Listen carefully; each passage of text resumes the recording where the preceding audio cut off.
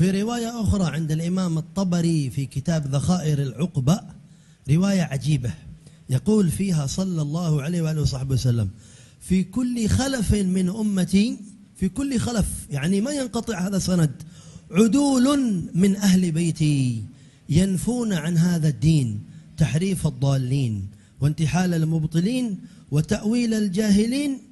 والعجيب أنه قال: ألا إن أئمتكم وفدكم إلى الله تعالى فانظروا من تأتمون. مثل هذه الروايات تعرفنا شرف مسؤولية القيام بأمر الدعوة إلى الله ولو كان درس علم. كل مظهر من مظاهر الدعوة هو خلافة عن سيدنا رسول الله، هو نيابة عن الورثة لسيدنا رسول الله، وتصطف صفوف في من يتصل بالنبي إلى قيام الساعة جيل بعد جيل، كما تصطف صفوف ممن أخبر النبي عنهم في يوم من الأيام لما قطع سيدنا الإمام علي رأس فتنتهم في زمانه، فقالوا له: أرحت واسترحت، قتل ألوف من الخوارج.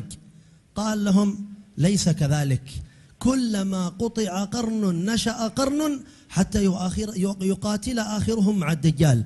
فهنا مسيرة تصطف لخدمة إبليس وأتباعه والدجال إلى قيام الساعة، وهنا صفوف تصف لأهل الصدق مع الله، لأهل الإقبال على الله، لأهل الائتمام بالأئمة، كابر عن كابر، صف بعد صف، جيل بعد جيل.